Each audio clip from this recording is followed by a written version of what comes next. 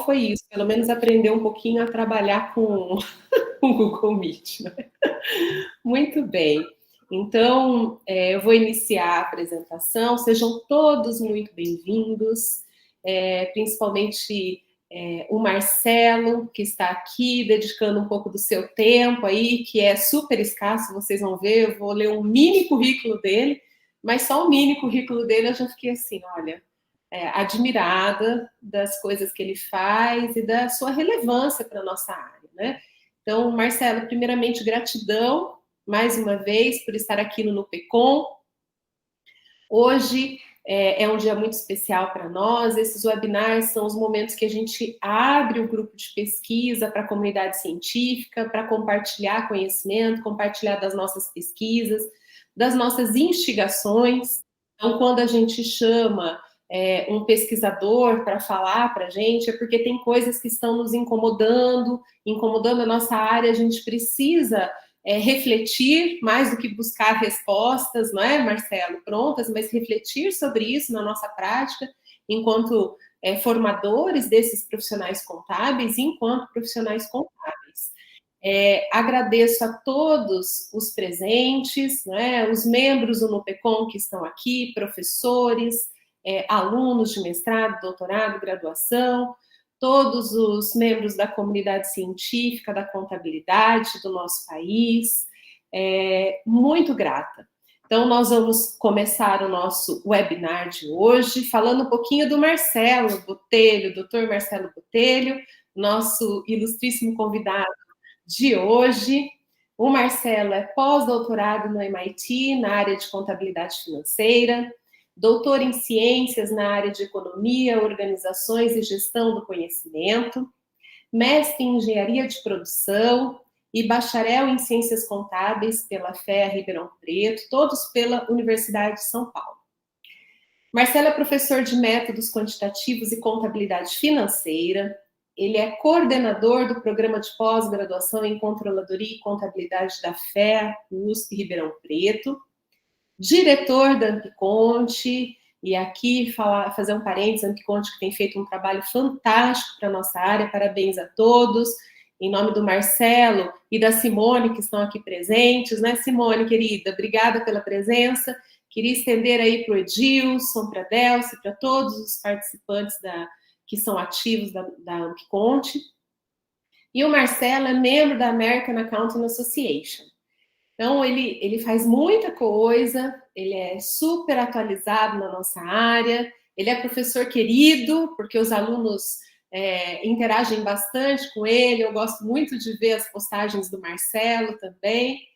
E agora eu não vou falar muito, porque agora eu vou deixar o Marcelo falar, então com vocês, Data Science nas pesquisas de contabilidade, pelo professor Dr. Marcelo Botelho. Marcelo, obrigada. E mais uma vez essa gravação estará disponível no canal do YouTube do NUPECOM. Obrigada, fica à vontade, Marcelo. Obrigado, Márcia, pela carinhosa introdução, pelo convite de poder falar com vocês aqui.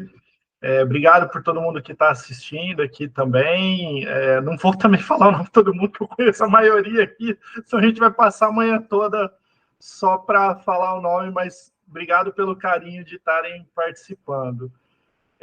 Eu vou compartilhar aqui a minha tela e um pouco do que eu vou falar com vocês é um pouco do recorte, né, do que a gente entende hoje aí por data science ou ciência de dados e como que a gente pode utilizar isso cada vez mais na pesquisa em contabilidade. Eu acho que a gente tem uma oportunidade muito grande de aproveitar essas possibilidades, né?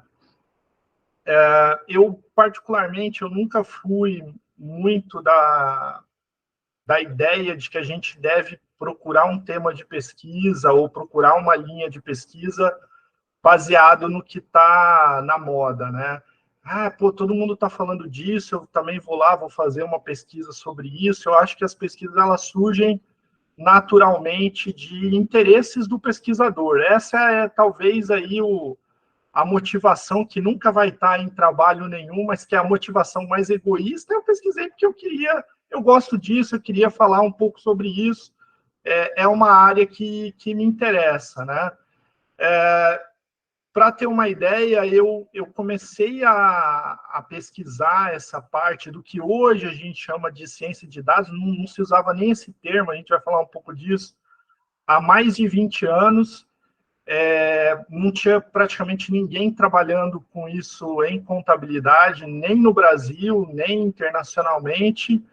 E eu fui pesquisar isso aí porque eu gostava, era um assunto, tanto que a minha formação ela é toda uma formação meio tortas, por assim dizer, né? Eu fiz graduação em ciências contábeis, fazer mestrado e doutorado em programa de engenharia, para pegar realmente, porque eu sempre gostei bastante dessa bagagem mais quantitativa, e por sorte, hoje virou moda isso, né? A pessoa fala, nossa, que legal, você está pesquisando um negócio, está todo mundo falando. Aí, está todo mundo falando agora, depois de 20 anos que eu estou pesquisando isso aqui, e amanhã ou depois vai ser outra coisa também. Então, assim, não acho que a gente tem que correr atrás do que está na moda, eu acho que a gente tem que fazer coisas, obviamente, que tenham relevância em termos científicos, em termos acadêmicos, e a consequência vai vir aí.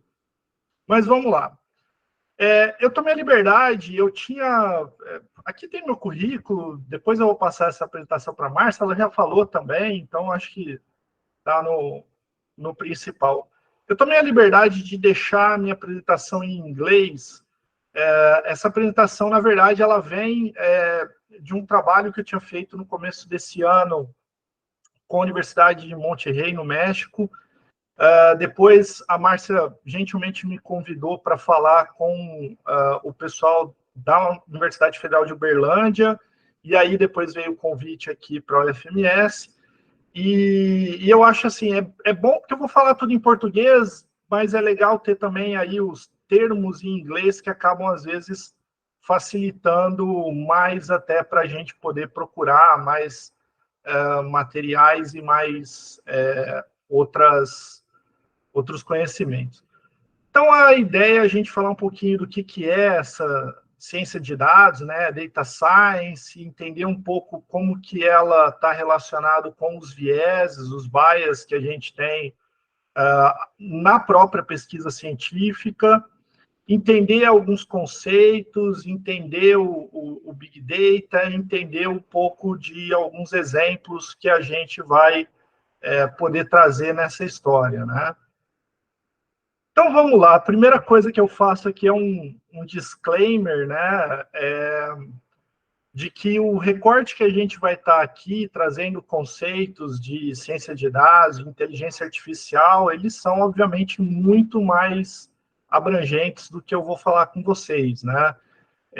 A gente tem hoje esses conhecimentos percorrendo todas as áreas da ciência, então dificilmente hoje você tem uma área que não se utiliza de técnicas de ciência de dados, de inteligência artificial, para poder fazer suas pesquisas ou para poder desenvolver soluções para problemas. Então, o que eu vou dar é um recorte do que eu tenho visto mais e do que eu tenho utilizado mais, mas, obviamente, isso é muito mais abrangente do que a gente vai lidar aqui. Bom, né, como que começa essa história toda, né? E aí eu trago 3 termos que muitas vezes são utilizados como sinônimos e, de certa maneira, eles não são tão diferentes, mas tem algumas nuances, que é a parte de Data Science, ciência de dados, Data Analytics, que não é simplesmente análise de dados, né? A análise de dados seria Data Analysis. Analytics não tem uma tradução, né? A tradução literal seria alguma coisa tipo analítico, não tem uma tradução tão literal, por isso a gente acaba utilizando mais o termo analytics, mas ela é um recorte um pouco mais específico do que a ciência de dados e a própria inteligência artificial, né? Então, como que surge essa história? Se a gente voltar no tempo, alguns séculos aí, para a era dos grandes pensadores, do nascimento da filosofia, quando surge um pouco do que a gente entende que é a ciência como a gente tem hoje, muito do que se fazia era, existe uma realidade, então o mundo é uma realidade, o cientista, que até então era um grande filósofo, ele observava o mundo.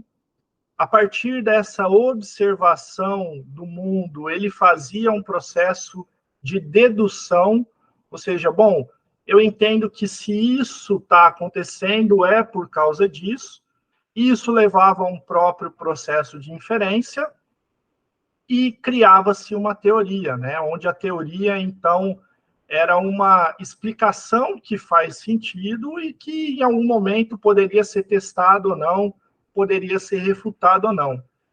E boa parte da ciência, ela evolui nessa pegada.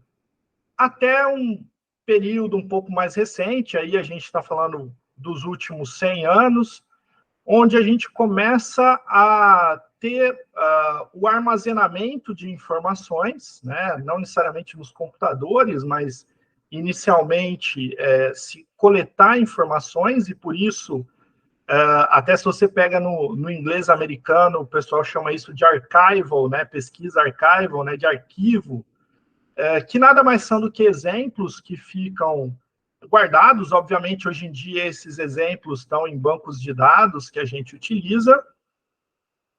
E aí eu paro de deixar de observar toda a realidade para observar um recorte da realidade, o recorte que está nesses exemplos, nesses dados. E a partir disso, eu passo a utilizar ferramentas estatísticas, computacionais, de inteligência artificial, de ciência de dados, no que a gente chama de um processo de indução. E a indução, ela é diferente da dedução, né? A dedução, eu observo a realidade e entendo ou imagino como as coisas acontecem. A indução, eu utilizo um mecanismo computacional ou estatístico para extrair relações entre esses dados. E isso nos leva a um modelo, né?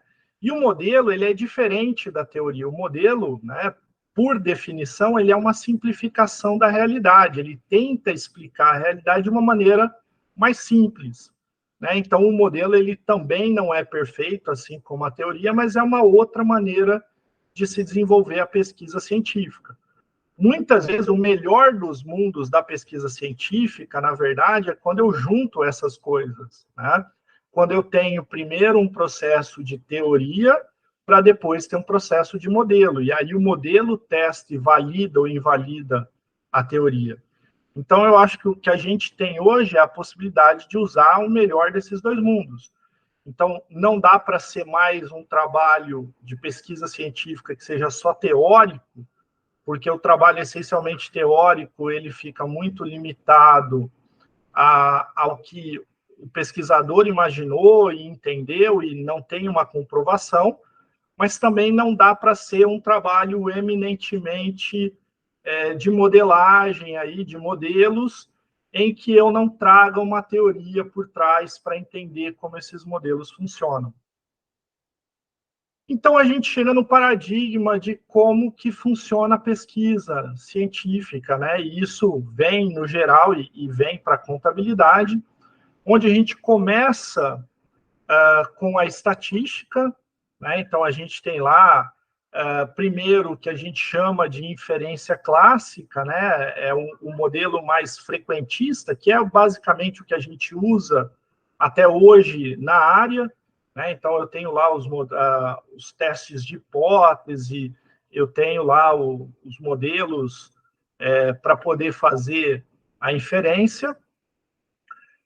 Isso cria depois uma separação com a inferência bayesiana, né, que usa o teorema de Bayes para poder fazer aí a informação condicional, poder ter uma variação. Normalmente, quem trabalha em estatística ou trabalha com um modelo mais clássico, com a inferência bayesiana, mas é meio que separado, mas as duas coisas convivem. Isso começa a vir mais para a área de negócios com o surgimento da econometria, né, que é uma aplicação da estatística na economia. E isso cria uma série de outros neologismos aí, né? Então, hoje em dia, você tem jurimetria, você tem psicometria, em algum momento, até na própria contabilidade, muita gente utilizou ou ainda utiliza o termo contabilometria. Particularmente, eu entendo, e aí é mais uma opinião do que alguma verdade, mas eu entendo que econometria seja uma área à parte, porque a econometria, de fato, eu tenho criação de modelos que atendem especificamente problemas econômicos, né? Eu tenho distribuições econômicas que não acontecem em outras áreas, e para atender a esses problemas se desenvolveram modelos específicos. Do que eu vejo hoje, na maior parte das vezes, do que o pessoal chama de jurimetria, psicometria, até contabilometria, é, para mim, uma simples aplicação, né? Não é um desenvolvimento específico. Então, eu não vejo, de fato, que faça sentido o uso desses termos. Mas ok, tá tudo tranquilo, quem quiser usar, mas eu tenho aí o surgimento da econometria. E, paralelamente a isso,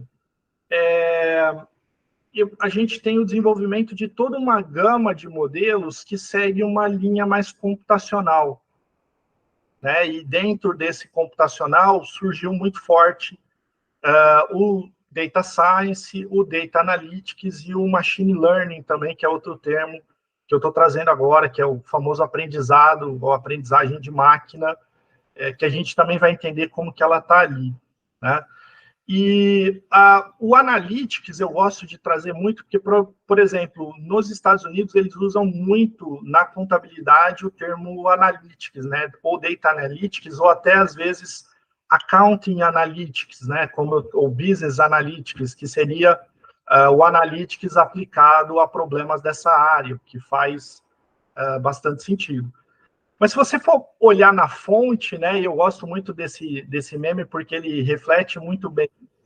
No final das contas, o que hoje a gente chama de machine learning, o que a gente chama de inteligência artificial, o que a gente chama de ciência de dados, bebe lá na fonte da estatística. Tá? Ainda são as principais formas de se analisar essas situações. Então, vamos entender um pouco melhor aí esse lado sombrio da ciência aí, né? A ciência de dados, o pessoal olha isso, acha que é a força, é a bruxaria, é o lado mais sombrio, mas na verdade é um pouco só da aplicação dessa história. Bom, e para entender um pouco da lógica por trás da aplicação dessa história, eu gosto muito dessa figura e da história por trás dela, né? Na Segunda Guerra Mundial, né, os aliados, principalmente os americanos, eles estavam perdendo muitos aviões e muitos bombardeiros, porque os aviões, principalmente dos alemães, tinham uma performance muito melhor. E aí eles resolveram chamar um matemático, um estatístico, que era o Abraham Wald, para que ele pudesse ajudar a fazer uma pesquisa científica para poder melhorar a fuselagem, aí, a proteção, né, dos aviões norte-americanos, dos aviões dos aliados. O Wald pediu para que trouxessem para ele uma figura desse tipo, que tivesse um avião e que tivesse as marcações da onde essas aeronaves recebiam maior quantidade de tiros, né? Para que realmente pudesse reforçar e blindar melhor a fuselagem do avião. E quando o Wald pediu essa imagem, vieram com essa figura para ele. E o próprio pessoal da Força Aérea falou, bom, olhando a imagem, fica claro que a gente precisa reforçar a blindagem nas extremidades das asas, no corpo central aqui da aeronave e na extremidade das caudas, que é onde está recebendo a maior quantidade de tiros.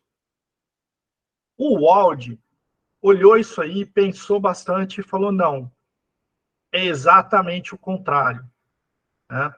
Se você for pensar na Segunda Guerra Mundial, uma metralhadora e uma metralhadora de uma aeronave na Segunda Guerra Mundial não tinha uma mira muito precisa, né? Então, era de se esperar que esse desenho do avião fosse parecer um queijo suíço, todo aleatório de tiros.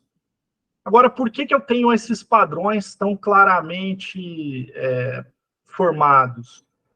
Porque essas foram as aeronaves que voltaram, que eles puderam observar aonde estavam os tiros. O Wald chamou isso de viés de sobrevivência, né? Que é o bias, aí é o viés que ele encontrou. E o que ele chegou à conclusão? Que era justamente o contrário, que a gente deveria blindar a área do piloto aqui, do cockpit, os motores, o meio das asas e o meio da cauda. Por quê? Porque provavelmente quando eram atingidos nesses locais, a aeronave não conseguia mais voar e caía, né? Então, o que o Wald chegou à conclusão e trouxe essa questão do viés de sobrevivência é uma realidade muito grande que a gente tem na pesquisa em contabilidade, que é o viés de sobrevivência. A gente basicamente analisa empresas que sobreviveram. São poucos estudos que se dedicam a trabalhar em empresas que faliram, empresas que entraram em recuperação judicial, que deixaram de existir. A maioria dos estudos usam dados de empresas que sobreviveram. Isso é uma questão tão complexa que, só para vocês terem uma ideia, a primeira base de dados que pegou dados de contabilidade, de indicadores, de demonstrações financeiras, foi a Compustat nos Estados Unidos, ali na segunda metade dos anos de 1960. Por isso é que ali começam as primeiras pesquisas que a gente chama de positivismo, né? Que é essa história de usar os dados para criar o modelo, aquela história da indução. Elas começam ali porque ali surgiram os dados com a Compustat, que hoje a base da Compustat é a base da Standard & Poor's, é o software lá da S&P. E o que aconteceu na época? Eles só deixavam na base de dados os dados de empresas que estavam abertas, né? Então, depois de muitos anos de pesquisa, que o pessoal começou a perceber que tinha um forte viés de sobrevivência, né? Só tinham dados, que a hora que eu ia coletar os dados, a empresa faliu ano passado, ela já era eliminada da amostra. Aí que eles perceberam e começaram a manter nas bases de dados os dados de empresas que continuaram, ou melhor, não apenas das que continuaram existindo, mas mantinha ali até o momento que elas deixaram de existir porque foram compradas ou porque faliram e coisa do tipo. A gente não pode esquecer que toda pesquisa tem um viés. Que esse viés, na maior parte das vezes, vem do próprio pesquisador, né? De crenças, de formas de se analisar.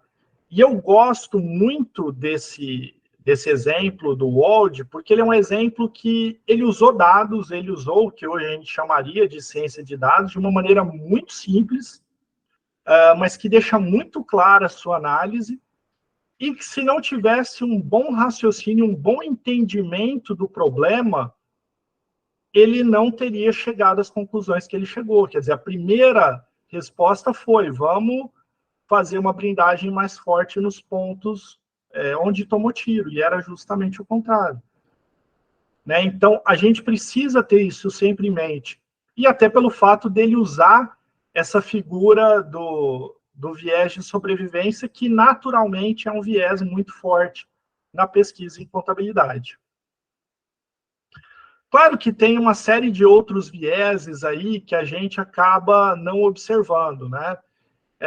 Tem do que a gente chama de correlação espúria, né? E a correlação espúria é aquela que ocorre sem motivo algum, como essa história aí do gráfico, né? Achamos uma correlação entre vendas e cabeça raspada. Então, vamos todo mundo pegar aí um gilete e vamos raspar a cabeça. Não faz sentido, né? Mas a correlação espúria, ela pode existir. Eu gosto muito de um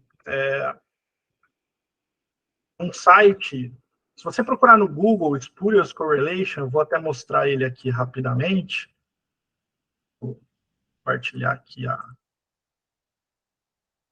tá? Esse aqui é um site desse autor aqui, Tyler Vigen. Ele fez uma série de levantamentos alguns anos atrás. Depois ele publicou até um livro com isso, e são dados de correlação espúrias bastante divertidos, né?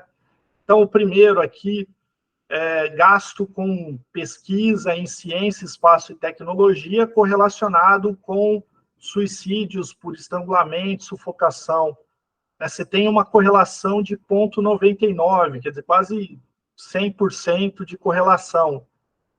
Então se o governo parar de investir, o governo americano, né, parar de investir em ciência, espaço e tecnologia, as pessoas não vão mais se suicidar dessa maneira?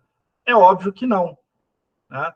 Mas mostra que, às vezes, a gente acha relações até onde elas sabidamente não existem. Tem uma série de outros aqui, não vou mostrar todos, eu gosto muito desse segundo, apesar de não ter uma correlação tão alta assim, né, de 0,66, é o número de pessoas que se afogam caindo na piscina com filmes em que o Nicolas Cage aparece. E a gente tem aí uma correlação razoavelmente alta, então se a gente parar de fazer filmes com o Nicolas Cage, ninguém mais vai ficar aí, se afogar caindo na piscina. É óbvio que não. Mas o que acontece? A gente acaba, muitas vezes, assumindo que essas relações, né, que essas correlações, elas são relações causais, relações de causalidade. Ou seja, a gente acaba assumindo que, pelo fato daquelas coisas andarem juntas, uma causa a outra. E não necessariamente é verdade. E aí vem a grande necessidade de se ter primeiro a etapa da teoria para depois ir para o modelo. Porque se a gente vai para o modelo não é capaz de identificar por si só quem causa quem. A gente precisa dizer para o modelo, olha, eu tenho isso aqui que eu acho que causa aquilo. Então, isso, né, a gente normalmente chama de independente, aquilo a gente chama de dependente, e um vai causar o outro.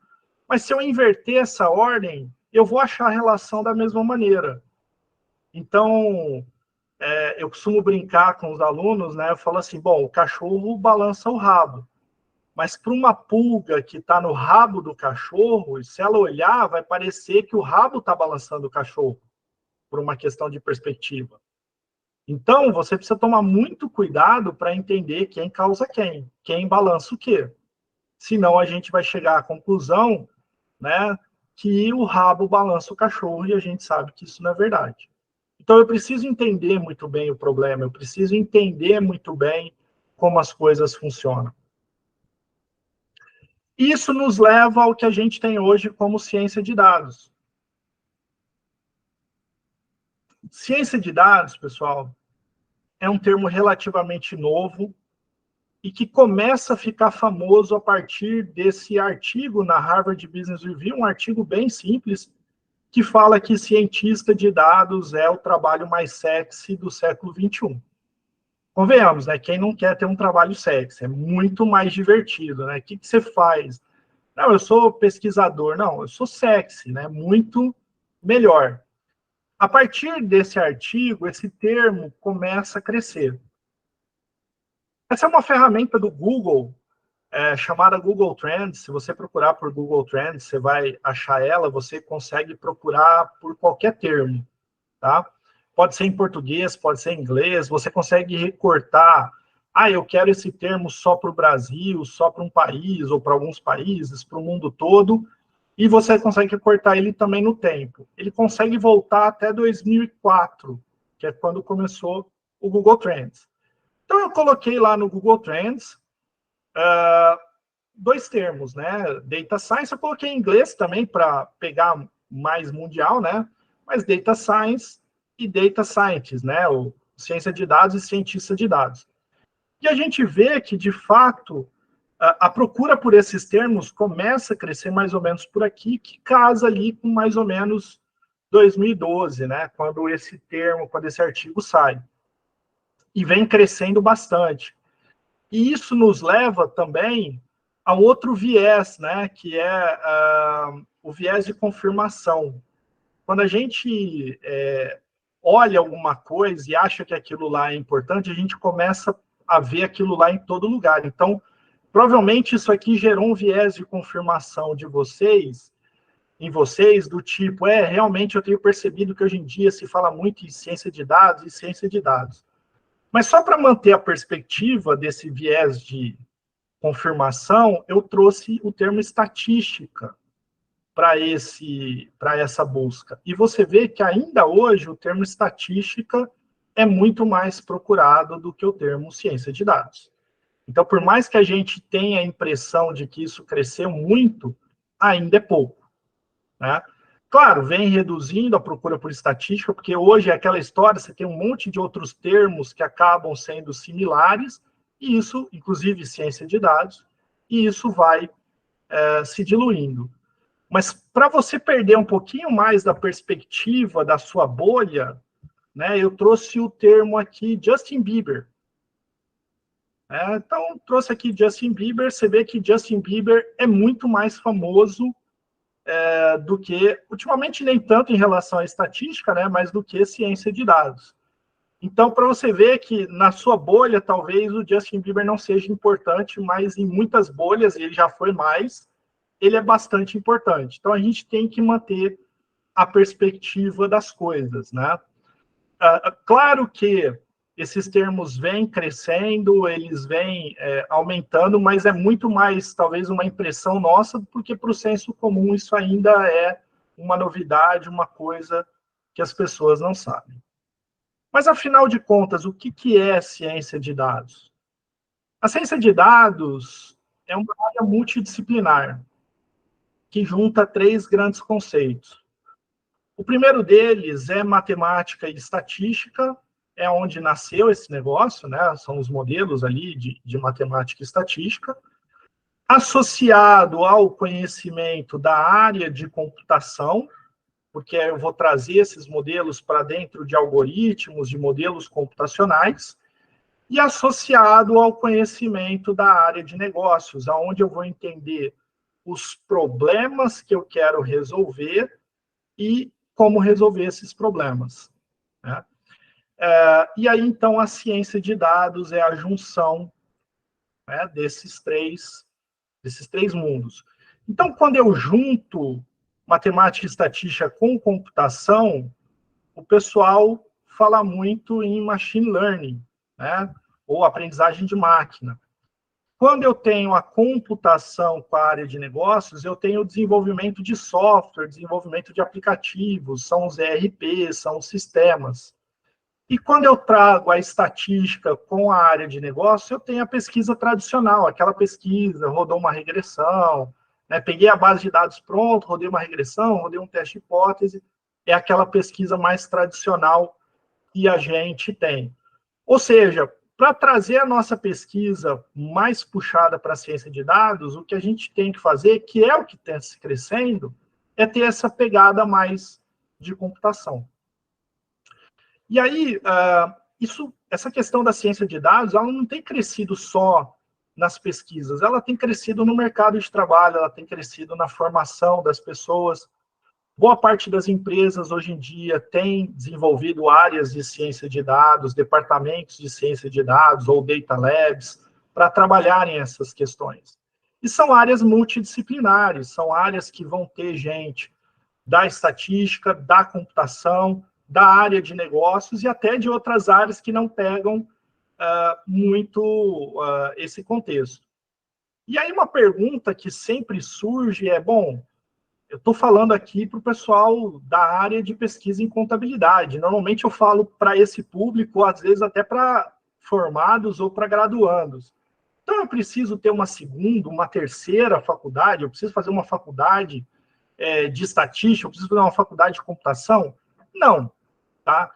dificilmente você tem um profissional que é proficiente, que é perfeito nas 3 áreas. O que você vai ter é sempre um profissional que vai ter um destaque maior em uma das áreas e conhecimentos mínimos, ou uma boa gama de conhecimento nas outras 2. Então, o nosso diferencial é o diferencial na área de negócios, é entender o problema, é entender o que as empresas passam, é entender as informações. O que eu já vi por conversar com estatísticos, com o pessoal da computação, a hora que eles tentam analisar dados eminentemente contábeis, financeiros, de negócios, é que eles acabam chegando à análise errada justamente porque eles não entendem do negócio, eles não entendem o que está acontecendo. É aquela história de não entender o contexto das aeronaves e dos tiros da Segunda Guerra Mundial. Então, o nosso diferencial é esse. E é por isso que cada vez mais é importante a gente entender do negócio e, claro, trazendo conhecimentos de matemática, de estatística, de computação para aplicar.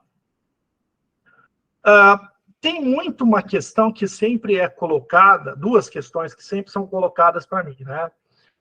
Eu preciso evoluir tanto na estatística? Veja, você precisa saber para que serve cada técnica, para que serve, como que ela deve ser utilizada. Eu ministro aqui, né, na USP de Ribeirão Preto, as disciplinas, principalmente na pós, de métodos quantitativos, de estatística e tudo mais. E o pessoal vem lá e fala assim, não, mas você vai ensinar como é que eu vou criar... Não, eu não vou ensinar como criar um modelo estatístico novo. Isso não é um programa de pós-graduação em estatística. Isso é um programa de pós-graduação em controladoria e contabilidade, né, que a gente tem aqui. Ou seja, eu não vou ensinar a montar um motor, eu vou ensinar a dirigir um carro que usa um motor, mas eu também preciso saber a lógica por trás do motor, eu também preciso saber qual é a manutenção que eu preciso dar no motor, como é que eu uso o óleo, como é que eu verifico a temperatura para ele funcionar corretamente. Então, é isso que a gente precisa fazer.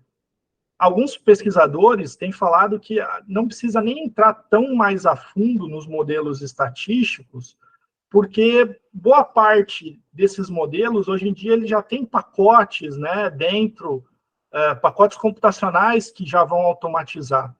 Eu concordo que não faz sentido fazer essa conta na mão, porque tem pacote, né?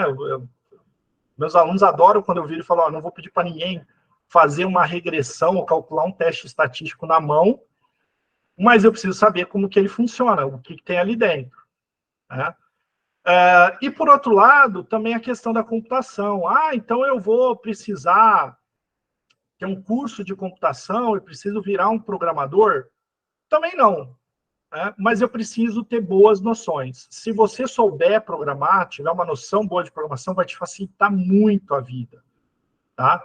Mas uma coisa que eu falava até o ano passado, literalmente, eu sempre brincava quando me perguntavam isso, eu falava assim, olha, com esse negócio de inteligência artificial, os próprios algoritmos, os próprios programas estão aprendendo a programar, né? Ou seja, eles estão se reproduzindo, né?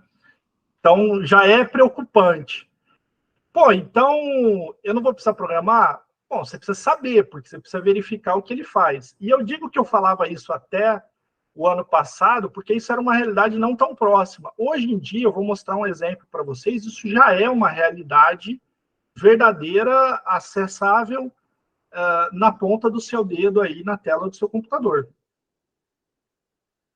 Então, o que é ciência de dados, né? Ciência de dados é uma área emergente do trabalho cujo foco está na coleta, preparação, análise, visualização, gestão e preservação de grandes conjuntos de informação. Gente, coletar dado, preparar, analisar, visualizar e gestão, isso é o que a contabilidade sempre fez, desde a sua origem. Só que a gente sempre lidou somente com dados eminentemente contábeis, né? A gente não lidou com dados financeiros, a gente não lidou com dados econômicos, a gente não lidou com dados de outros tipos. Então, saber um pouco lidar com esses tipos de dados é saber fazer o que a contabilidade sempre fez, né? Então, entender um pouco desse contexto é entender um pouco do que a contabilidade faz no seu dia a dia. Claro que a gente vai ter uma gama maiores de tipos de informação, né? E isso até diferencia um pouco o contexto de ciência de dados com Data Analytics, né? O Data Analytics, ele se preocupa menos com a coleta e se preocupa menos com a preservação. Ele está mais focado a preparar, analisar e tomar decisão. Ele é um recorte mais restrito, que é o que normalmente a gente lida. Mas hoje em dia, não dá mais só para pegar dados em base de dados. Eu preciso ir lá na internet, puxar os dados que estão no site, né? Usar um web scraping, que a gente chama. Eu preciso pegar um modelo que vai ler o texto, vai ler uma nota explicativa, vai ler um relatório da empresa. Então, eu vou usar um processamento de linguagem natural, uma maneira de inteligência artificial para ler o texto, interpretar. Então, eu preciso saber utilizar outros tipos de informação. E aí, outro conceito que é importante é o conceito de Big Data, né? Big é grande, Data é dados. E quando a gente fala em Big Data, o pessoal costuma focar, bom, Big Data é só uma grande quantidade de dados. Mas não é só isso, né? É mais do que isso.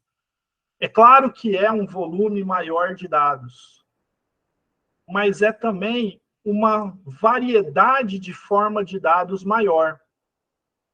Antes a gente trabalhava na contabilidade só com dados eminentemente numéricos, né? Que eram dados financeiros, com um cifrãozinho ali na frente. Hoje eu posso ter dados de imagem, de vídeo, de conversa em texto, de geolocalização, de e-mail, de redes sociais, de relacionamentos. Então, por que eu não posso usar esses outros tipos de dados na minha pesquisa? E já estamos usando, né? Tem crescido aí pesquisas que usam outros dados. Começou a ir para dados textuais. No início era muito ali só no readability, né? Na legibilidade. O texto é fácil, difícil de entender, mas o método ainda não analisava o que estava no texto. Agora a gente já tem métodos que analisam o que está ali no texto.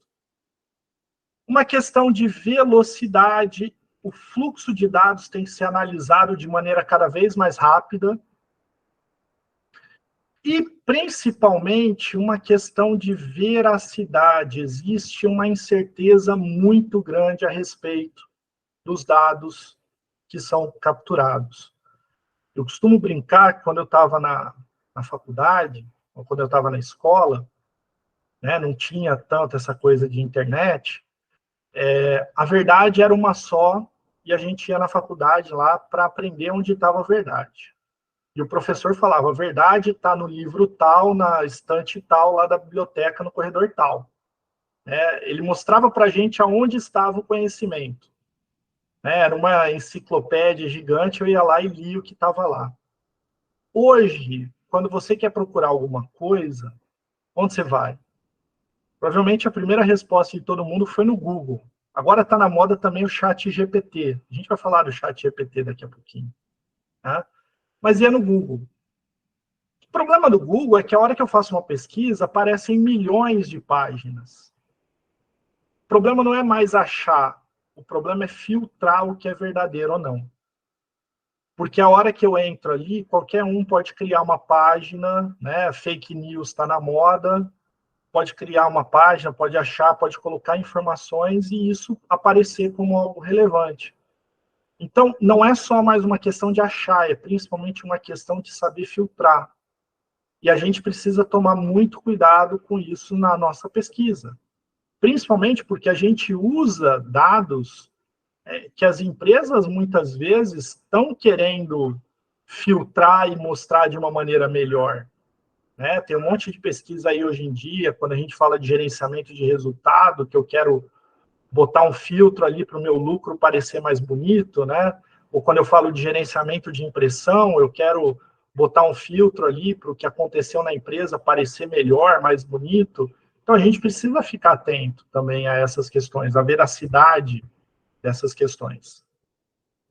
Então, se eu trouxer uma definição prática de ciência de dados, né, ela é todo aquele processo, aquele fluxo de processo de extrair informação dos dados. Basicamente em 3 passos. O primeiro, que é preparar para rodar o modelo, onde eu estou falando de coletar, limpar, integrar, reestruturar, transformar, carregar, filtrar, deletar, combinar, juntar, checar, extrair e modelar, para depois rodar o modelo e, por último, comunicar os resultados. E aí, o que acontece na prática? Né? Acontece na prática que a gente coleta dados e já dá aquela coceira na mão e rodar o modelo. Né? Mas tem um monte de sujeira ali dentro, tem um monte de coisa que eu preciso preparar. Então, eu pego os dados, eu não faço essa etapa de preparação bem feita, eu vou rodar o modelo. E aí, o que acontece? O modelo não funciona. O que eu esperava que ia ter um impacto positivo, eu acho um impacto negativo. Dá tudo errado. Por quê? Porque você não arrumou as coisas. Né? Se você pegar o dia a dia de um cientista de dados hoje numa empresa, ele vai te responder que 70% a 80% do tempo dele é preparar os dados para rodar o modelo. Rodar o modelo e comunicar é o resto. Tem uma frase do Abraham Lincoln que eu gosto muito de citar e que ela tem algumas variações, mas é importante que a gente entenda, que é a questão do... Perguntaram para ele, né, como que ele faria para derrubar uma árvore. Ele falou, olha, se me derem 6 horas para derrubar uma árvore, eu vou gastar as 4 horas iniciais afiando o meu machado. E trabalhar com dados é exatamente isso. Quanto mais tempo você usar para entender os dados que você tem, para prepará-los, para deixá-los adequados para rodar o seu modelo, menos machadada você vai precisar dar para derrubar a sua árvore. E o pessoal minimiza, acha que o importante é rodar o modelo e esquece. E talvez o mais importante é saber preparar e tratar corretamente os dados. Então, a gente chega numa visão de que o que eu tenho que fazer é um pouco do processo científico, né? Que é fazer uma observação, pensar em questões interessantes, por que aquele padrão ocorre, formular hipóteses, né? Vejam que essa primeira parte é aquela parte de dedução, de entender, de trazer a teoria, para depois testar o que você previu, juntar, na verdade, primeiro criar o teste, né? Juntar os dados e aí refinar, alterar, para desenvolver uma teoria e isso se completar. Então, isso nada mais é do que um método científico, para que eu possa evoluir nesse método. Como eu falei, o Data Analytics, ele é um recorte um pouco menor do que a ciência de dados, mas ele não é simplesmente análise de dados, porque análise é separar o todo em partes e estudar as partes separadamente. O Analytics, ele tem uma lógica de uma análise mais voltada a um objetivo maior, um objetivo mais integrado. Mas ele não chega a ser uma ciência de dados, porque ele muitas vezes não vai até a ponta da coleta e também não se preocupa com a preservação, a curadoria desses dados depois da minha análise. O machine learning, como a gente viu, é uma área da inteligência artificial, onde eu vou trabalhar mais voltado para modelos computacionais, para reconhecer e aprender padrões, né? E com isso, o sistema aprende com esses padrões e é capaz de tomar decisões a partir disso. Tá? E a gente tem, então, dentro da área da inteligência artificial, a parte de machine learning, dentro da parte de machine learning, o deep learning, que hoje em dia é muito utilizado para imagens, para áudios. Eu diria que nem precisa entrar no deep learning na área de contabilidade, finanças e negócios, porque acaba sendo uma bazuca para problemas menores, tá? Mas tem aí. Então, o que que é, né? Eu gosto um pouco dessas definições. Primeira delas é que aprender significa, né, ter mudanças no sistema para se adaptar e tornar esse sistema capaz de resolver tarefas de uma maneira mais inteligente a cada vez. Então, um sistema que aprende é um programa de computador que é capaz de tomar decisões baseado numa experiência de casos resolvidos, né? E aprender nada mais é do que uma função que vai se adaptando, vai aprendendo, vai melhorando o seu resultado. Então, a gente chega um pouco nessa história da inteligência artificial, que, na verdade, ela nem sempre aprendeu, né?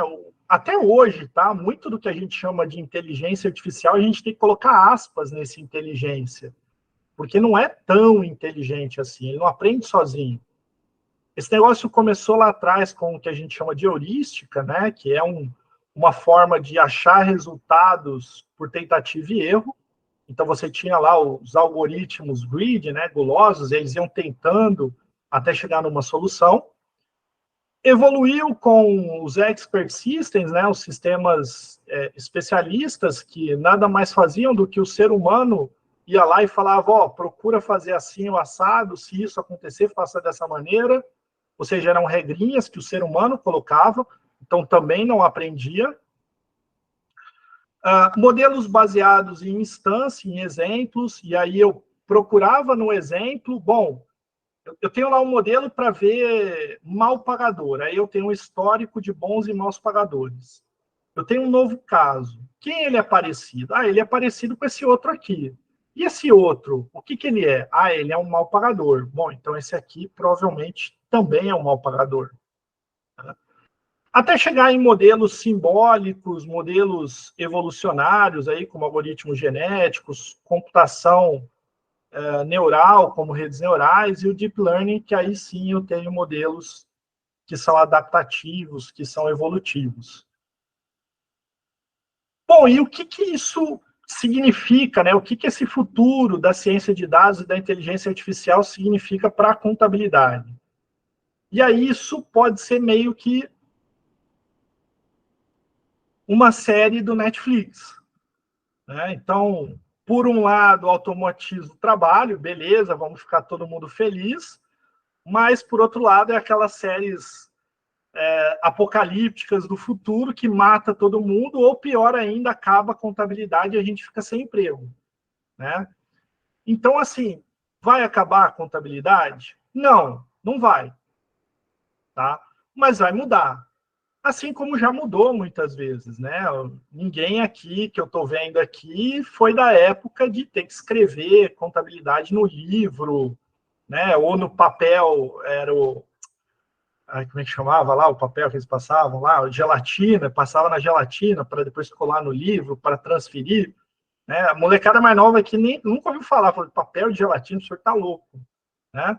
Mas tinha isso aí, a gente não pegou. E isso já está mudando o mundo, né? Isso aqui é um levantamento que foi feito em 2010, ou seja, a gente está falando de 13 anos atrás. Isso foi encontrado e foi batizado de The Hathaway Effect, né, o efeito Hathaway. Se vocês olharem aqui nessa figurinha aqui, vocês vão ver duas pessoas, né? É uma montagem, obviamente, esse senhor com esse corpo novinho aqui, para quem não reconheceu ele, é o Warren Buffett, é um dos... Está sempre entre os 5 homens mais ricos do mundo. E essa aqui é aquela atriz famosa aí, com Oscar e tudo, que é a Anne Hathaway. Bom, e o que é o efeito Hathaway?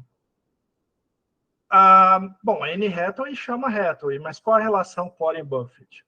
É que ele é CEO de um dos maiores fundos de investimento do mundo, que é o Berkshire Hathaway.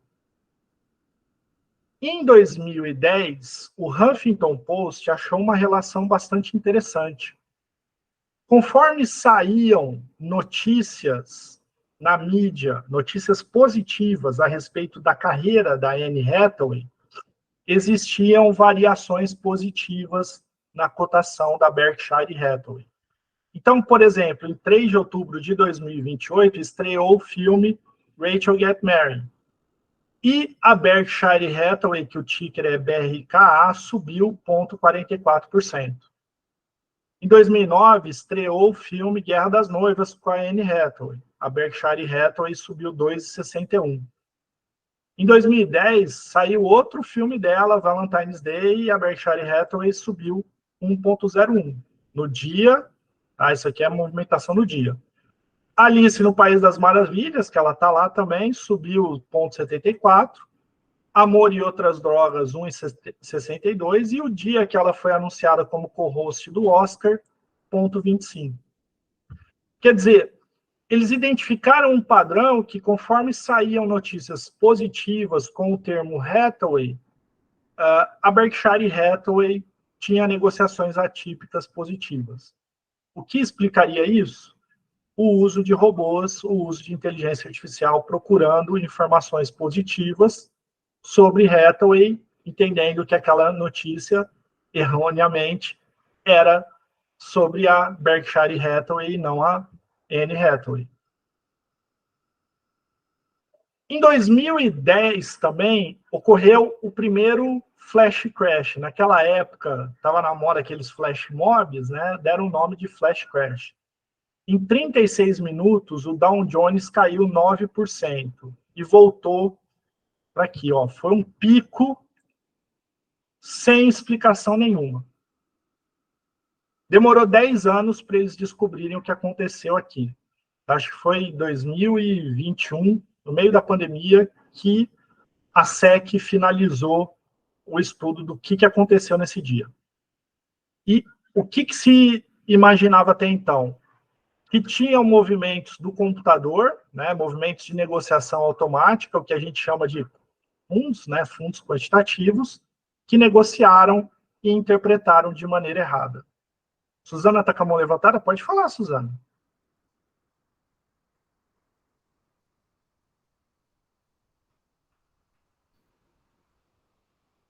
Não, foi sem querer. Tranquilo, achei que era alguma pergunta.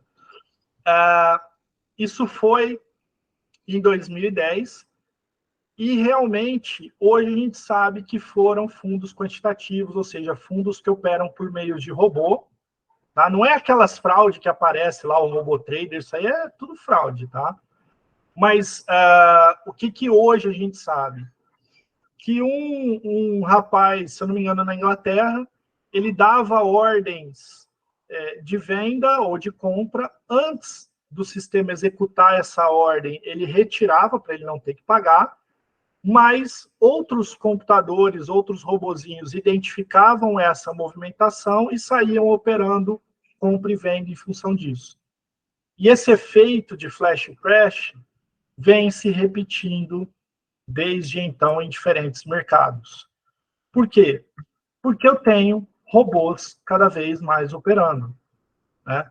Hoje, tá? Isso aqui ó, em 2017, a principal estratégia de investimento em hedge fund, né, que seria o equivalente a fundo multimercado, nos Estados Unidos já é fundos quantitativos, ou seja, fundos que usam alguma metodologia computacional de ciência de dados para operar, muitas vezes automaticamente. Então, cada vez mais, né, ó, em 2017, a gente está falando aí de 6 anos atrás, quase 30% do mercado era operado por fundos quantitativos. Hoje, com certeza, é muito mais. E isso vem crescendo, inclusive, no Brasil. Tá? A gente vê coisas que uma estatística simples pode mostrar. Né? Eu gosto muito desse exemplo aqui de gerenciamento de resultado. Eu peguei um dado simples, tá? Na Economática, eu fui lá e peguei o lucro por ação de todas as empresas brasileiras de 2018 a 2021. Era de se esperar que eu tivesse um comportamento normal, né, de uma curva normal. E aí você vem aqui e plota o gráfico da curva normal. E você vê que o lado direito tem o comportamento de uma curva normal. Mas o lado esquerdo fica um buraco aqui. E a hora que você olha esse buraco, você vê que faltam empresas que, teoricamente, deveriam ter dado prejuízos de 80 centavos até lucro zero. O pico aqui, o pico é em 10 centavos por ação. O anterior, que dá essa crescida, é zero. É a empresa que não deu lucro nem prejuízo. Ou seja, deixa claro que as empresas deram aquela forçadinha na mão para jogar, porque você vê também que aqui sobra um pouquinho, né? Se eu fosse pegar aqui a reta, na verdade eu tenho um pedacinho aqui que sobra, que provavelmente está faltando aqui. Veja, isso é uma análise super simples. Eu não gastei 10 minutos para fazer essa análise. E fica bastante claro que existe gerenciamento. Ah, mas qual empresa gerenciou? Calma, isso é um outro problema. Mas existe gerenciamento de resultado. E esse gerenciamento de resultado, ok, é um fenômeno documentado. Tá? Então, o que, para a gente já ir fechando, que eu já estou estourando o tempo aqui, o que a gente tem de uso hoje em dia em ciência de dados e inteligência artificial? Por mais que pareça aquela coisa mais gigantesca do mundo, o modelo mais utilizado ainda é regressão linear. O segundo modelo mais utilizado é regressão logística. E o terceiro é análise discriminante. Depois entra em árvore de decisão, em naive Bayes, em KNN, em LVQ, até redes neurais. Ou seja, o top 3, os 3 modelos mais utilizados hoje em dia em ciência de dados e inteligência artificial, na verdade, são modelos clássicos da estatística, que já existem aí há uns 100 anos, que dá para fazer na mão, não precisa nem do computador.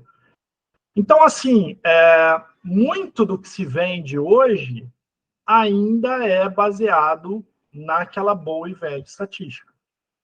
Né? Então, o que eu gosto aqui, não vou finalizar com essa, mas o que eu gosto de falar também, né? Que é uma frase do Deming aí, o Deming é um dos pais, é um estatístico, pai da qualidade, que criou aí o controle estatístico da qualidade. Em Deus nós confiamos, todos os outros tragam dados. Então, tomar decisões baseado em dados é fundamental. Bom, mas não é só fazer isso, eu preciso saber analisar se o meu modelo funciona.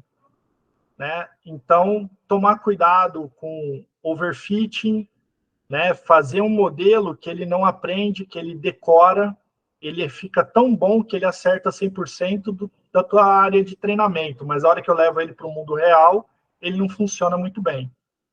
Então, cuidado com a acurácia, com o nível de acerto, é preciso ter uma amostra de teste, né? Lembrar que existe um trade-off, os melhores resultados versus os modelos mais simples. Um modelo mais simples que dá um bom resultado é sempre preferível. Né?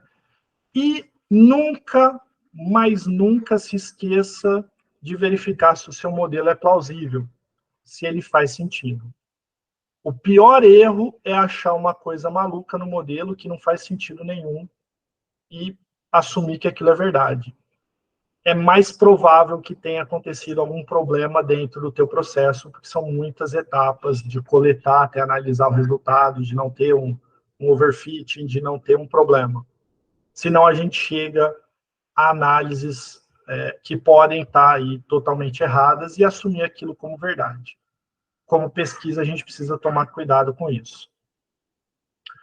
O chat GPT, eu acho que é uma mudança muito grande que vem aí, que gera respostas a textos aí, conforme a pessoa pode pedir um modelo, tá? Eu não vou fazer aqui com vocês, mas se você vier aqui no chat GPT, acho que dá tempo, vai. Posso atrasar 2 minutinhos, Márcio? Então tá bom. Então eu vou pegar aqui, ó. À vontade.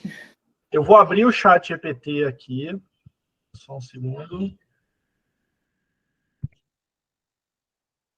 Eu vou copiar esse texto que está aqui. Deixa eu só logar aqui na minha fonte. Eu vou copiar esse texto que está aqui. Tá? Eu começo com, por favor, eu acho que tem que ser educado. Dizem que dá um resultado melhor se você pede educadamente. Está em inglês, mas ele faria isso em português, tá? Então, deixa eu trocar aqui a minha guia. Então, aqui, ó, vou jogar esse texto. E o que eu estou pedindo? Por favor, escreva um código em R. R é uma linguagem, tá? De uma rede neural para crédito, usando classe de output, né, qual a categoria, e de input, se é casado, a idade e o gênero. E o código deve fazer alguns testes para checar a acurácia, né, checar o nível de acerto do modelo. Se eu pedisse isso em português, ele faria o mesmo. Tá? Você vê que ele vai programando aqui na sua frente,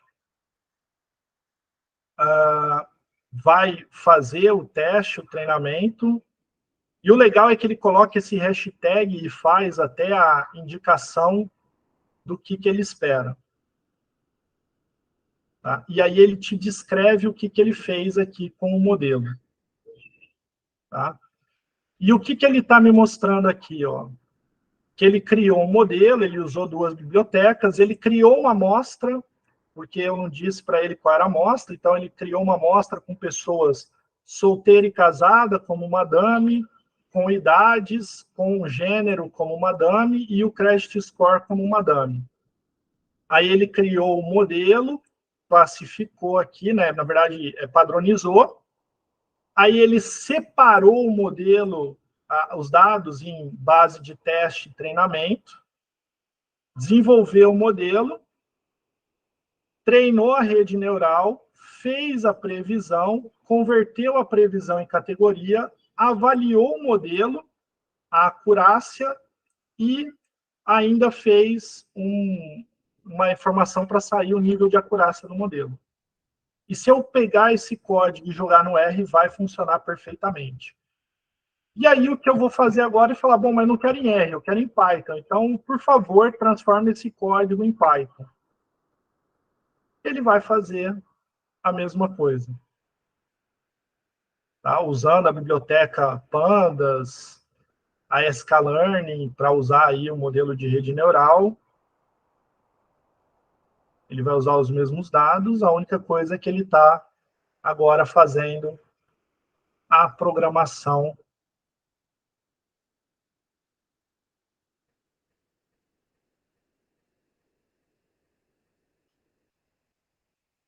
E você vê que tem aí tudo que você quer. É importante saber uma base de programação para poder ter uma ideia do que está sendo feito aqui, do que eu vou precisar adaptar, porque se eu for pegar uma base de dados, eu preciso? Mas não é toda aquela programação que eu precisava fazer antes. Então, assim, você vê que é incrível o resultado. E eu só peguei e fiz, assim, uma explicação super simples do que eu queria. Se eu detalhasse mais, eu iria conseguir um modelo melhor ainda. Tá? Então, para vocês levarem aí para a gente finalizar, né? Primeira coisa, né? Tem que entender que aplicar ciência de dados, aplicar data analytics é fazer uma análise com um propósito. Né? Saber que a gente está num ambiente aí de Big Data, então a gente tem uma captura massiva de informação e de relacionamento entre esses dados, e a gente precisa entender como isso funciona e usar da melhor maneira possível. Ficar muito atento aos vieses, mas, acima de tudo, entender o problema. A gente tem a mania de querer pegar os dados e analisar sem entender o problema. Você está pesquisando como uma empresa toma uma decisão? Vai perguntar para quem toma aquela decisão, vai bater um papo. Você está querendo fazer alguma coisa? Vai estudar aquele assunto. Entender o problema é parte fundamental de todo esse processo. As técnicas, elas vão ajudar a gente, elas não vão resolver tudo sozinho. Não é uma corrida, é uma jornada, então você não precisa correr, só começa a caminhar que você já está fazendo mais do que a absoluta maioria. Use a comunidade, tem uma comunidade muito grande de gente desenvolvendo muita coisa. Provavelmente o que você vai precisar fazer, alguém já vai ter tido problema. Lembre de uma frase que eu gosto, de um estatístico muito bom, que é o George Box, que todos os modelos estão errados, mas alguns são úteis.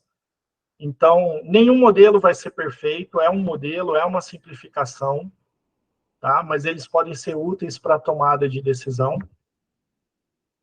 E, por fim, não tem homem melhor do que uma máquina e não tem máquina melhor do que um homem com a máquina. Então, não tem um ser humano melhor do que a inteligência artificial. A inteligência artificial é melhor do que a gente para analisar dados, mas a inteligência artificial sozinha não vai ser melhor do que um homem, um ser humano com a inteligência artificial. Não se esqueçam disso. Tá? Vai acabar a profissão? Não. A contabilidade não vai ser feita sozinha.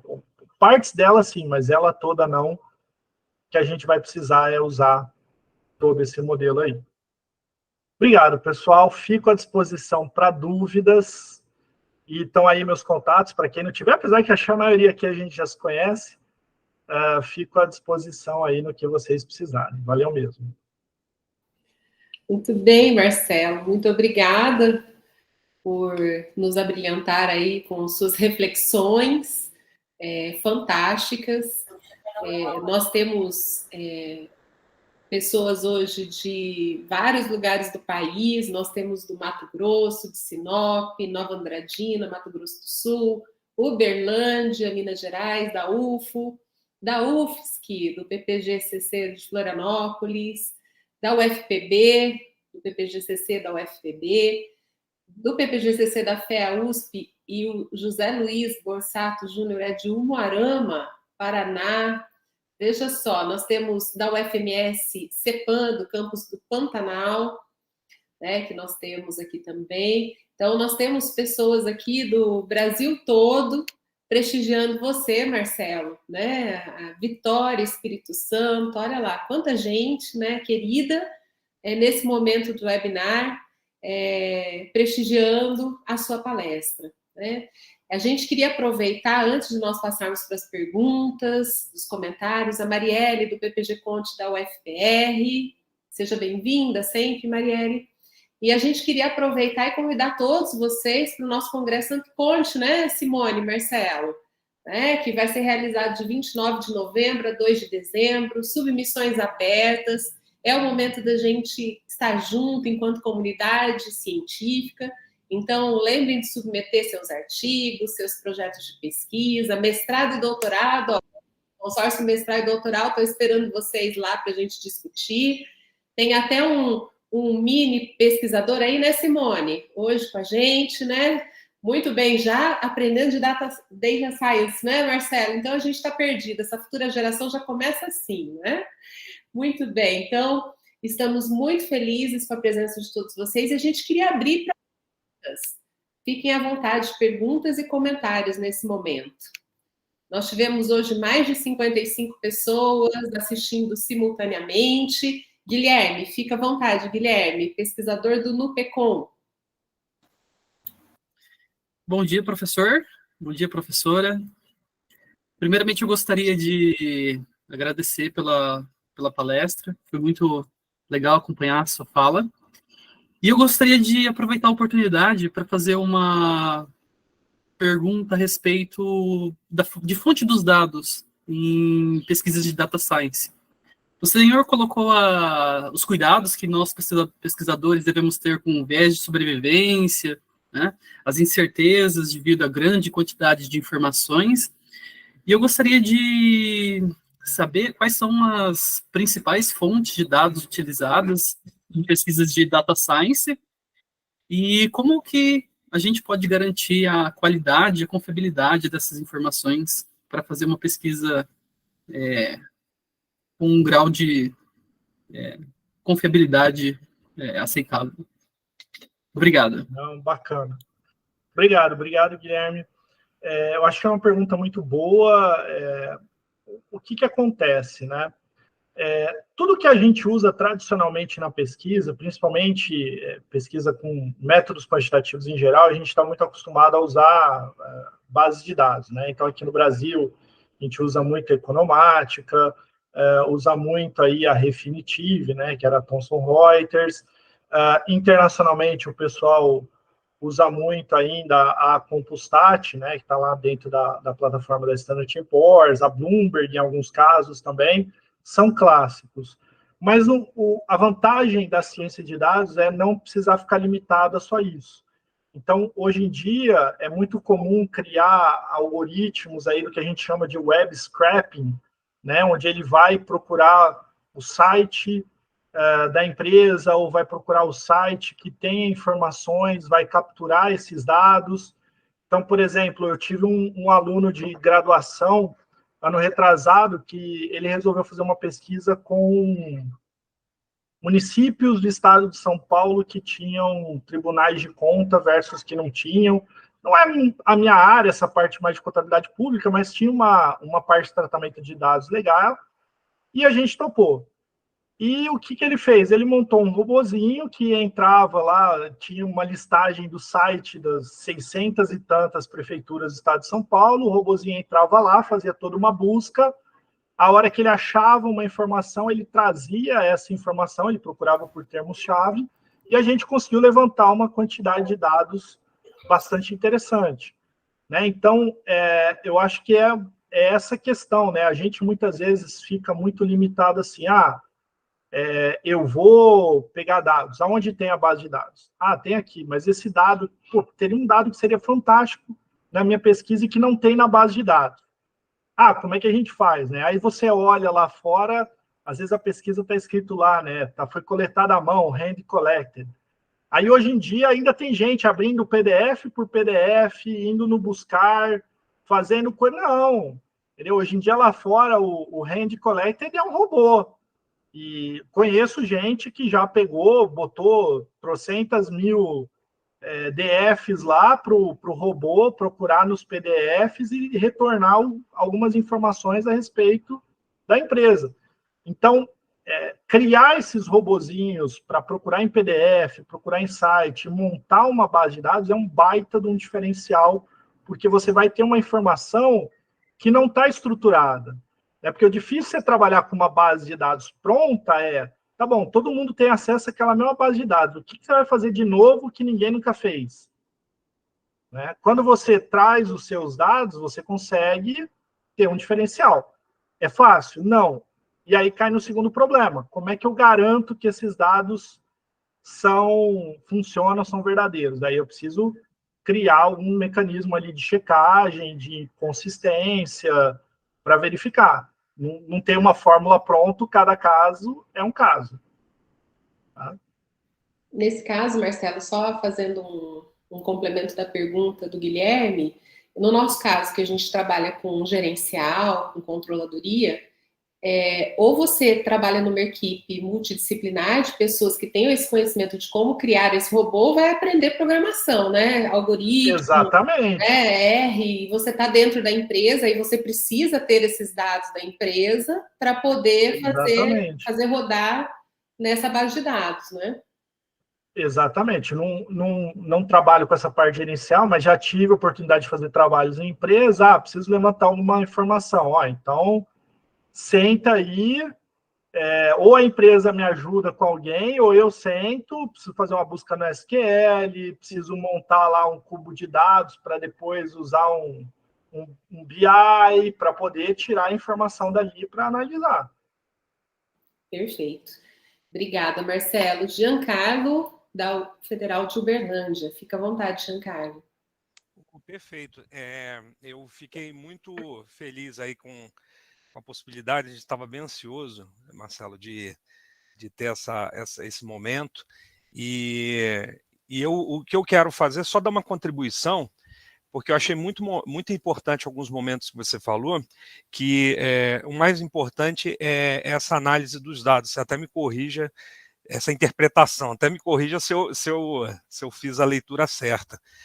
Você deu alguns exemplos aí, né, de algumas coisas que são colocadas aí em prática, mas que não tem relação nenhuma, mas a contabilidade, como você mesmo falou, a gente já faz isso há muito tempo, a gente tem essa interpretação e a gente tem que tomar muito cuidado com isso, com essas variáveis, né?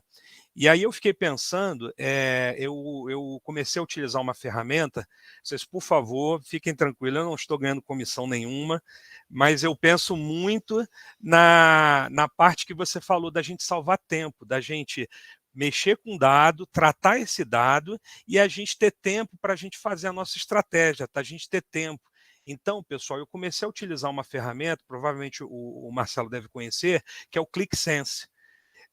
O ClickSense, o que ele faz? Ele combina diversas ferramentas, né? Antigamente a gente usava o Excelzão básico, então ele tem machine learning, ele faz o tratamento dos dados e ele salva o nosso tempo de assim 70%.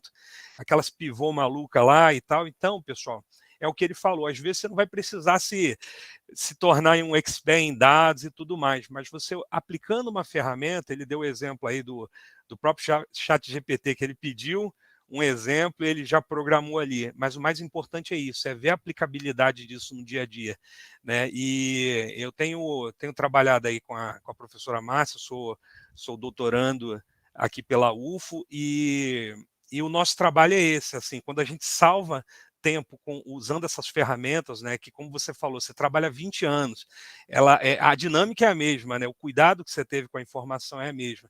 Então, pessoal, é isso, a gente também ficar atento. Eu até, depois eu vou ver com a professora, se não tem a possibilidade da gente tentar, de alguma forma, igual você falou, né, não vou ensinar a fazer um motor, mas vou vou ensinar a dirigir o carro. Então, assim, às vezes a gente fazer um approach, né, um treinamento assim com as pessoas para utilizar essa ferramenta, porque com certeza, você falando aí, eu fiquei muito feliz, eu falei, cara, eu quero ajudar as pessoas aí a utilizar, tirar o melhor, porque aqui a gente tem muita gente inteligente, muitas pessoas que fazem esse trabalho de observação, e dessa observação, né, dá uma inquietação, e por isso que a gente é pesquisador, né, não para, como a professora Márcia mesmo fala, não só para fazer alguma coisa ali para pregar na parede, é para ter aplicação prática. Então, parabéns, e aí eu compartilho isso, né? E eu queria só aproveitar aqui, só um segundinho aqui, não vou me estender muito, professora Márcia, não me odeie, mas eu vou compartilhar aqui, ó, que é só para complementar a fala do Marcelo nesse sentido, né, das etapas. Olha aqui que, se a gente olhar aqui, vocês estão vendo a minha tela? Sim. Basicamente é o que ele falou, você pega as fontes de dados, aí você faz uma extração, você trata esse dado, porque o dado tem que ser sanitizado, né, cuidado, para poder você não pegar uma informação que tem casa decimal, que tem uma vírgula, enfim. E aí, a última coisa que você vai ter desse modelo que você criou, essas regrinhas, porque às vezes você pega uma planilha ali na B3 e tem um monte de dados, por mais que você resuma, mas às vezes o que é importante para você estão em algumas colunas, né? E no final é o que a gente chama de dashboard, que é o que? É a apresentação só daquilo que é importante, né? Para ficar bonito, para uma pessoa que talvez não pegue mais a fundo, né, no detalhe, mas ela possa ser capaz aí de interpretar, como o Marcelo falou, da melhor maneira possível. Então, era isso a minha contribuição. Agradeço, Marcelo, pela possibilidade aí de dar esse comprimido aí para a gente aumentar o conhecimento e ver que é possível, sim, a gente fazer pesquisa e utilizar a mão dessas tecnologias para salvar tempo e ter análise, né? Ter tempo para pensar e usar da melhor forma possível, tá, pessoal? Muito obrigado aí, Marcelo, professora Márcia, parabéns a todos os presentes aí, muito obrigado. Obrigada, Giancarlo. Giancarlo já está convocado a fazer esse treinamento com os nossos pesquisadores aqui do NUPECOM. A gente sempre abre, o NUPECOM ele tem presencial, mas com a possibilidade, é o encontro híbrido, né? E o Giancarlo, como é me orientando na Federal de Uberlândia, ele prometeu que vai vir aqui no próximo encontro presencialmente para trazer um pãozinho de queijo, um doce de leite mineiro, né? E aí ele vai fazer esse treinamento aqui para a gente. E o Giancarlo já está convocado, viu, querido? Perfeito, com o maior prazer. Obrigada. Passar a palavra para o professor Zanin, da UFMS de Nova Andradina, professor do nosso PPG aqui de contabilidade. Fica à vontade. Ok, bom dia a todos. Parabéns, professora Márcia, pela organização, né, pela condição aí do NUPECOM, né? Professor Marcelo, um prazer sempre ouvi-lo, né? É um prazer vê-lo, mesmo que de forma virtual, né, não presencial, né? Então, parabéns aí pela sua explanação, foi muito bacana, né? E eu acho que mesmo quem não domina totalmente aí conseguiu acompanhar e entender o assunto como um todo. Mas aqui, professor, eu vou fazer uma provocação, né?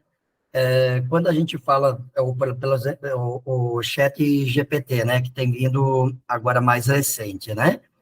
É óbvio que ele tem contribuído bastante, e foi até o professor o Giancarlo agora também comentou, né, e tu também na sua exploração, né, que a gente precisa utilizar tecnologias para ganhar tempo. E eu diria que as tecnologias também, elas auxiliam até para evitar possíveis erros, né? Como tu falou, se eu vou pegar de forma manual lá, PDF a PDF, eu corro o risco aí de deixar alguns fora, né? Então, isso é normal. Então, a tecnologia, ela vem nos ajudar. Mas, agora, a minha provocação, eu vou para o outro lado, né? Porque o que se fala que o chat GPT já tem, não sei até que ponto isso é verdade, mas que já passou na prova da UAB, que isso e aquilo e tal. Ou seja, uma inteligência artificial, e aí, puxando para o lado da pesquisa, né? Então, tudo o que vem de novo, tecnologia, pode ser usado para o bem, e alguns, talvez, acabem utilizando isso para o mal, né? Então, como é que você vê essa questão, principalmente de artigo, que nós que trabalhamos por exemplo, com pesquisadores, né, em PPGs, né, também, ao mesmo tempo, temos, eu vou colocar aqui, obrigação de publicar, né? E como é que você vê isso? Será que, em algum momento, isso não pode levar para o caminho errado também? Daqui a pouco o cara está usando aí para fazer artigos, ou até para fabricar dados, enfim. Só ouvir um pouquinho de vocês. Não, bacana. Eu acho assim, a questão de ética, ela tem que ser sempre levada. Tem toda uma questão de ética na inteligência artificial que é complexa. Particularmente, eu sempre tenho, e aí é um pouco mais opinião do que embasamento, mas eu tenho uma impressão de que quando surge uma nova tecnologia, você tem quem abraça e você tem quem coloca ressalvas. E a minha impressão é que, ao longo do tempo, quem abraça, claro que abraçar não é aceitar tudo, mas abraçar é usar, tem maior sucesso do que quem só cria ressalvas. Então, assim, o chat GPT, por exemplo, com a questão do exame de suficiência, a Marcia até perguntou, eu não sei se alguém pegou e fez no Brasil. Em janeiro, eu dei uma brincada com ele, que é a versão que está atual, que é a 3,5, que eu peguei, acho que metade das questões abertas do exame do CFC e não deu muito bom, não. Acertou algumas coisas, mas não acertou outras, não. Porque ele não é bom como ferramenta de busca, né? Então, se você falar assim, olha, procura isso, procura aquilo, ele não é automático, a atualização dele. Então, o que ele não sabe, ele inventa, né? Ele é uma inteligência generativa, então tem esses problemas. Mês passado, saiu um artigo, acho que é o artigo com o maior número de autores que eu já vi na minha vida. Saiu no Issues of Accounting Education, a revista do AAA. Tinha, acho que uns 180 ou 200 autores. Eles pegaram pessoal de 20 e tantos países do mundo, infelizmente não tinha nenhum brasileiro, E aí eles usaram o ChatGPT para pegar tanto exames quanto exercícios, provas, para os professores irem aplicando e comparar o resultado do ChatGPT em relação aos alunos humanos. E assim, nessa versão, os alunos humanos ainda têm significativamente melhor resultado. Se eu não me engano, na média mundial aí que fizeram, o ChatGPT acertou, teve uma pontuação parcialmente correta em 40 e tantos %, quase chegou na metade, enquanto que os seres humanos foram na faixa aí de perto de 75%. Mas vai chegar, entendeu? Vai passar? Vai passar. É aquela história. O ponto vai ser como que a gente vai utilizar isso, né? Eu não vejo como problema o ChatGPT auxiliar no desenvolvimento das atividades, entendeu? Agora, a grande questão é, se o ChatGPT escrever uma coisa errada, que é possível e sempre vai ser possível, o ser humano vai revisar, ele vai estar na mão do controle, ou ele vai estar guiando, ou ele vai fazer que nem aquelas pessoas que estão pegando o carro da Tesla, que dirige sozinho, abaixa o banco e dorme, né? Esse é o ponto, né? Então, eu acho que a gente ainda vai ter um caminho pela frente, a gente vai precisar pensar em como mudar as coisas, inclusive como mudar a forma de pesquisar e como mudar a forma de dar aula, mas com certeza eu acho que no final das contas a gente tem potencial de ter mais benefícios do que prejuízos. Eu acho que ainda vamos conseguir. Não acho que a profissão vá acabar. Eu falo muito assim, eu acho que duas coisas vão sobrar dessa história. Primeiro, né, entender o negócio, e segundo, entender as pessoas, né? Então, eu acho que vai sobrar mais tempo para os relacionamentos humanos. Então, a profissão tem soft skills, né? Saber apresentar, saber discutir, saber conversar, eu acho que a gente vai precisar melhorar nesses pontos. Não sei se eu respondi a tua pergunta, Dani, mas é um pouco do que eu penso. Valeu, muito bom te ver. Sim, respondeu sim, obrigado. Muito bem, agora encerrando as perguntas, dado o adiantado da hora aí em Brasília, né, horário de Brasília, a gente está cedo aqui ainda. A Natália, por favor, fica à vontade, querida. Bom dia a todos os ouvintes, os participantes. Bom dia, professor. O senhor sabe que eu sou sua fã, né? Explícita, todo mundo sabe. Então, assim, nossa, maravilhoso ouvir o senhor, realmente. Então, primeiro eu queria fazer uma reflexão que vai muito de encontro. Na hora que a professora Márcia começou a falar, eu falei, olha aí, ó, eu ia falar exatamente isso, que a gente, enquanto no PECOM, né, a gente é um núcleo de pesquisa de controle gerencial, e a gente está voltado para o usuário interno. Então, esse tipo de assunto, esse tipo de reflexão mesmo que o senhor trouxe, tudo que foi pontuado é muito importante para o desenvolvimento, porque como desde que surgiu o computador, o smartphone, e tudo vem evoluindo, não tem como a gente, enquanto academia, ignorar o que está acontecendo, principalmente com relação à pesquisa em contabilidade voltada para o usuário interno. Porque a gente fica pensando num primeiro momento, tá, mas e aí? A maioria das nossas pesquisas são com os dados, digamos, internos, literalmente, voltada para o usuário, de dentro. É muito complexo. Então, eu acho que, para mim mesmo, eu acredito que para todos trouxe muito insight mesmo de possibilidade que a gente pode pensar para aplicar mesmo nisso, mesmo na pesquisa qualitativa. Então, assim, porque está vindo o Big Data, por exemplo, a quantidade de informação, e muitas vezes a gente usa isso de uma maneira diferente. Então, pensar sobre isso, os caminhos para evoluir nesse sentido, porque eu acho que para o usuário interno esses desafios são ainda maiores, assim. Aí eu queria compartilhar dentro dessa reflexão, por exemplo, como, que é isso que a professora Márcia falou, a gente tem que estar fazendo sempre parcerias e tem que estar pensando nisso. Porque lá no meu trabalho, por exemplo, a gente começou a usar o ChatGPT, e aí a gente fez uma parceria com o laboratório de informática, e os meninos ensinaram para a gente mesmo como usar o Postman. Então, assim, que é um aplicativo, né, de interface, de programação. E aí eu consigo alterar quem é o robô no ChatGPT lá dentro. Então, eu faço por meio de programação mesmo, porque normalmente ele tem um padrão. Quando você entra lá no site do OpenAI, aí dentro do post eu consigo alterar. Olha, você agora é um perito contábil e você vai... E aí eu consigo ensinar para ele exatamente treinando. Tem muita coisa errada. E aí, casa com a outra coisa que eu ia falar lá do início, que o senhor falou, que é aquela correlação espúria. Entretanto, todavia, se eu não tiver todo o conhecimento e a base legal e a base contábil de tudo que eu estou perguntando, ele inventou esses dias um negócio que eu dei uma risada de uns 15 minutos. Eu falei, gente, ele é muito criativo. E assim, dentro do Postman, dá para mexer até na escala de criatividade dele. E mesmo você zerando a escala de criatividade, ele é esperto.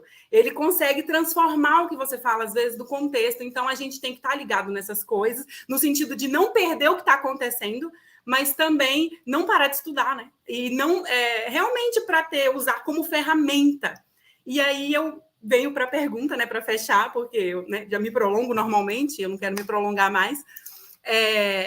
Que o senhor falou, e o senhor deu uma resposta, na verdade, mas eu quero cutucar um pouquinho mais, ver se o senhor tem alguma coisa mais para falar em relação a como se resguardar na pesquisa científica de modo geral, dessas correlações espúrias. Porque o próprio site, eu nunca tinha visto o site que o senhor mostrou, né? Estrangeiro, nossa, eu achei assim inacreditável, e isso é muito preocupante até dentro da nossa pesquisa. Aí o senhor falou e deu como resposta identificar por si só e apontar quem é quem, a partir da teoria, dentro do modelo. E aí eu queria ver se tem mais alguma coisa, mais algum conselho mesmo nesse sentido, para se resguardar dessas correlações que a gente possa vir a se expor aí. É isso, basicamente. Obrigada. Tranquilo. Eu queria poder falar que tem uma ferramenta para testar isso, mas não tem. Tá? Existe, aí o pessoal tem um teste chamado teste de causalidade de Granger, que o pessoal, pelo nome, muitas vezes fala assim, não, pô, então eu vou usar esse teste, ele vai me dizer quem causa quem. Não é bem isso. Ele tenta, simulando regressões com defasagens, ver vamos dizer, ver a precedência temporal, o que acontece antes. Essa é uma boa saída, né? Se você consegue, não uma boa saída usar o teste, mas analisar a situação, tentar entender quem causa antes, porque se alguém causa o outro, ele tem que acontecer antes. Ele não pode acontecer junto, nem depois. Mas, acima de tudo, é realmente a questão teórica. As disciplinas que eu ministro aqui, principalmente na pós-graduação, eu acho que todas as aulas eu falo pelo menos uma vez, eu falo, o modelo teórico precede o modelo empírico. Eu preciso primeiro entender a teoria, quem causa quem na teoria, para que eu faça um modelo prático e verifique se isso acontece ou não. E aí, na nossa área, a gente tem um outro problema muito grave, que é a questão da simultaneidade das coisas, né? Que leva a um problema... Nossa, fugiu o nome agora do problema. Sábado de manhã, o cérebro não funciona tão bem. Dou aula melhor à tarde e à noite. Colinearidade? Não é colinearidade, é um dos problemas clássicos também. Peraí, deixa eu abrir aqui, que eu vou esquecer. O João pensou a mesma coisa que eu. Era só um segundo que eu abro o programa da disciplina aqui, tem o nome, que eu falo uma aula inteira falando disso. Senão eu vou ficar doido se eu não lembrar.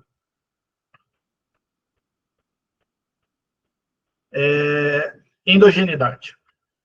O problema da endogeneidade é muito clássico na nossa área, né? E a endogeneidade tem 3 causas, e a principal delas na nossa área é a simultaneidade, né? Por quê? Porque muitas vezes a gente está lidando com decisões de pessoas. Então, eu mensuro alguma coisa que é resposta de uma decisão de uma pessoa através de uma outra variável que também é resposta da decisão de uma pessoa. Vou dar um exemplo bem rápido só para a gente finalizar. Tem muita pesquisa que fala da importância da governança corporativa. Bacana. Tem muita pesquisa que fala da criação de valor ou do retorno que uma empresa gera. Bacana. Só que tantos mecanismos de governança são influenciados pela gestão da empresa, quanto a geração de valor ou a rentabilidade da empresa é influenciada pela gestão da empresa. Ou seja, apesar de eu entender que a governança ajuda a empresa a gerar mais valor ou a melhorar a sua rentabilidade, os dois são decisões que advêm de uma mesma pessoa. Isso, eu estou falando de uma perspectiva de uma contabilidade financeira de fora, mas para vocês que pesquisam contabilidade gerencial, é exatamente a mesma coisa. Então, assim, a gente tem um problema muito grave de endogeneidade em quase tudo. E isso, se eu procurar explicar que a governança melhora o valor da empresa ou que o valor melhora a governança, eu vou achar justificativa nos dois sentidos. Por quê? Porque, na verdade, eu tenho um problema de endogeneidade aí. Essas coisas advêm de mesmos tomadores de decisão. Então, muitas vezes, o que a gente consegue é criar um certo, vamos dizer assim, um certo consenso científico, porque várias pesquisas vão confirmando aquilo, mas se eu for olhar pontualmente um caso específico, eu vou ter muita dúvida de quem causa quem. Né? Então, por isso eu preciso muita teoria, porque a endogeneidade é uma realidade muito grande. Então, o que vai me ajudar a explicar isso é a teoria, em geral, teoria econômica, né? A teoria da contabilidade, as teorias que a gente tem por trás de toda a história. Perfeito, muito obrigada. De nada. Bom, acho que foi um excelente momento, não é? Eu queria agradecer profundamente, Marcelo, pela sua presença. E com muito carinho, a professora Silvana vai compartilhar aí com você que nós vamos cantar parabéns no encontro virtual, tá? Vamos lá. Parabéns pra você.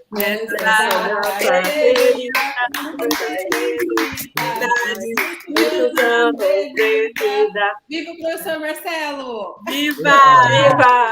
Ó, Marcelo, eu garanto que um desses você nunca teve. Num grupo de pesquisa, num webinar, vai ficar marcado na sua trajetória de vida aí, não é? Obrigado, gente. Obrigado de coração. Eu já passei dessa fase já de comemorar muito, mas agradeço de coração o carinho de vocês. Obrigado mesmo.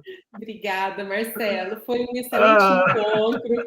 Eu queria agradecer a todos os que puderam participar, Ampiconte, participantes aí do Brasil todo, que estiveram presentes aí conosco. No PECOM é um núcleo de pesquisas e estudos de controle gerencial, e nós fazemos encontros no formato híbrido. Aqueles que quiserem participar, entrem em contato. Nós fazemos debates de pesquisa, para que as pesquisas fiquem melhores a cada passo que a gente der, que é isso que a gente precisa enquanto comunidade científica, é compartilhar nossas ideias, porque a nossa área cresce como um todo.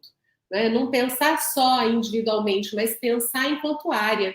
Então, nós temos aqui mestres, doutores, professores, pesquisadores que estão aqui, Marcelo, não pelo NUPECOM, mas para te ouvir, né? Para parar um pouquinho nesse momento, no sábado de manhã, para ouvi-lo.